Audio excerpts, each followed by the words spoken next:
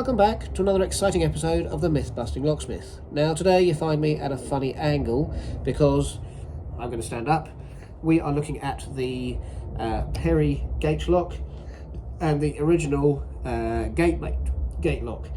Now these are basically, for all intensive purposes, exactly the same lock. It's just this is the Perry brand, this is the Gatemate brand. Now, first of all, let's bust two myths for you. First of all, me having a lock in a vise is not any easier than having it in a door or a fridge or a cabinet or a cupboard or drawers. It is as easy for me to do it here, it's solid, as it is for me to do it in a cupboard. The reason I'm doing it in a vise is to show you. If I was doing a live job, you would see it in a cabinet or a cupboard or a door, but a lot of the customers that I go to don't want me making videos of me picking locks or repairing their doors. They just want me to go, get the job done and come out. I'm being paid by the hour, I need to get the job done. I do not need to be wasting time making videos and other social media elements. I want to go in, serve the customer, go away. That said, I do want to teach you things, I want to share and show you things, so this is why I do it in the device and whatnot at home. Now the second thing is, the reason why I do it like this is because when I go pick, you can see this. If I do like this and I stand right in front of it, as seems to be the thing with people, I'm right in front of it, my arms are tight next to me, I can go pick, I can bump it open. I can also stand like this and go pick and bump it open. I can stand in front of it, I can have it at an angle like this and pick it open. It is like this so you can see.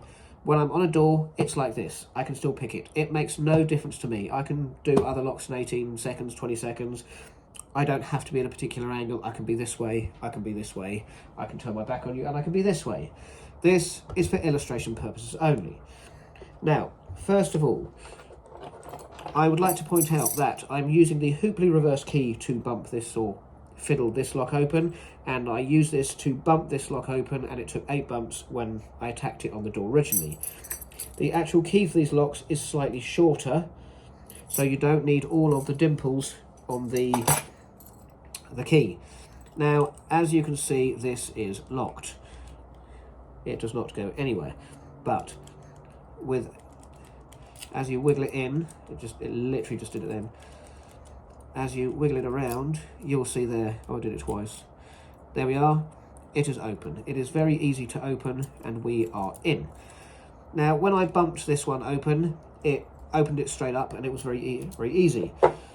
When I tried to bump this one open, we couldn't do it. And the reason is, when you put the key, it's actually the shorter one, but it belongs to it. When you put the key in the lock, we'll turn it this way, it is actually spring-loaded here, so the key won't turn. You have to push it against the spring, twist, and then the lock will work.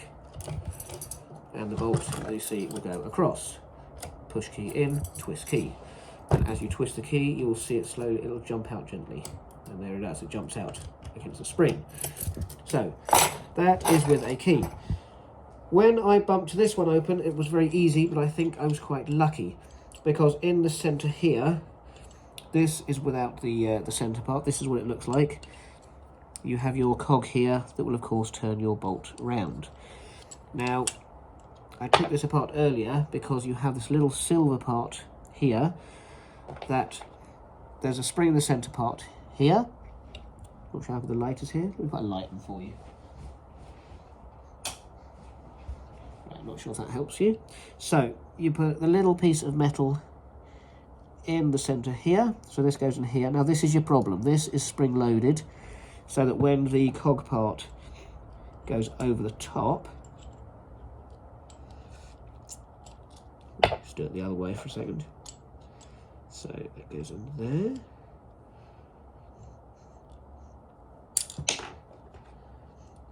So when this cog part goes in the top, it is then spring loaded, and this is, or when it's in properly, it is spring loaded, and this is the problem we have. I can't show you properly there, but basically this part in the centre will go in here. I'm going to leave it out because it'll be easier to show you the problem. So first of all, just showing you how easy these are to get open, and we will do this 2 ways. So the first way, we're going to do it this way. You put your tension tool in, and it is spring loaded.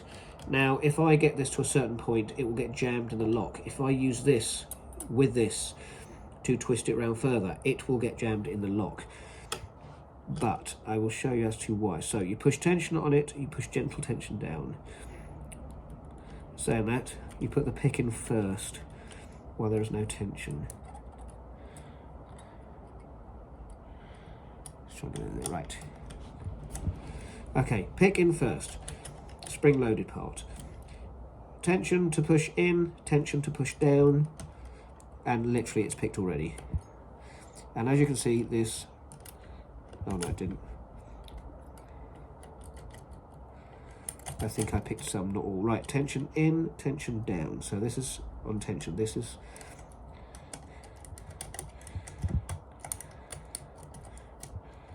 Now, this normally takes a few seconds, but of course live on TV, this is always going to take longer. But it shows that it is real. Can you see me there? Yes.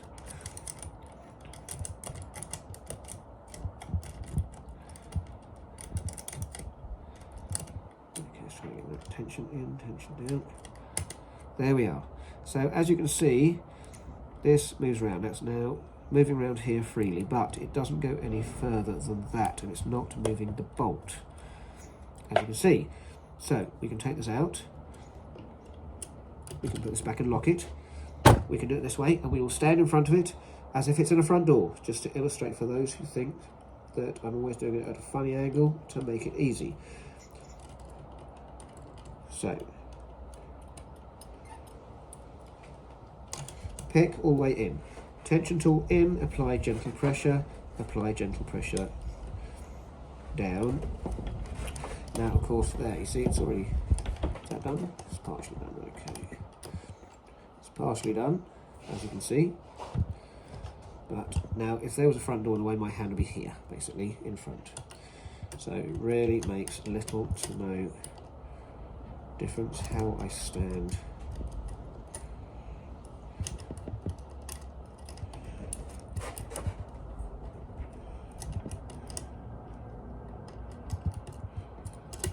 There we are, right, so am I doing it? There we are. So you take the pick out, and as you can see, it's not engaging the bolt. You've simply picked the cylinder, and this is the problem you're up against every time. Now, using a bump key here is not going to work, because of course you bump it in, it releases the cylinder, you pull it out slightly, it's not going to engage what I'm showing you here on the second lock. With the Brisant E, it does the same thing. With the Zoo VS or V5, it does the same thing. But if you bump the Zoo lock, you can bump it, and while the key, we'll use this for illustration purposes, if you use the bump key on the VS lock and you bump it in, and there is another video, once you've sort of turned it slightly and it's not engaging the lock, what you do is you twist it back ever so slightly until you can feel it engaging the cam, and then you can twist and it would, like this does, unlock. That's with a bump key. Brisant E, what I've done is I put not the dimple but the standard key, I put the bump key in, I pick it, it turns the cylinder slightly, I take that key out, and then I can put a separate key with no teeth in, and then I can twist it and I can unlock it because it engages the cam. This seems to be a security feature they have added with this, because as you can see, with the cog here, it twists around nicely. But what you will see, if we take the cog out, is the gap here. Let's try to get the best light for you. That gap here, the key has to fit in the whole gap, like this. It has to fill the entirety of the gap. So going this way, not sure what the best angle is for you, but it has to fill the gap. If it does not fill the entire gap, then it is not going to, there we are, it is not going to unlock the lock. So when you get your tension tool, it only covers a tiny little bit at the edge. And then if you're to get this as well and put this on the other side, it is still only filling a tiny little bit. So it is not going to engage the spring-loaded mechanism, which is this little piece here. Because when the lock is put back together, I'm going to take the bolt out to make it easier for me. This goes in here, and this is the spring-loaded part. The cog would then go on top, like this, and it is all spring-loaded. Is that the right place? Nope. It is all spring loaded and it works together. Let's do that around. Okay. So basically this would be like this, but the other way. So this part here would be spring loaded. So your key needs to push this centre part all the way in for the cam to then be turnable and engage the lock.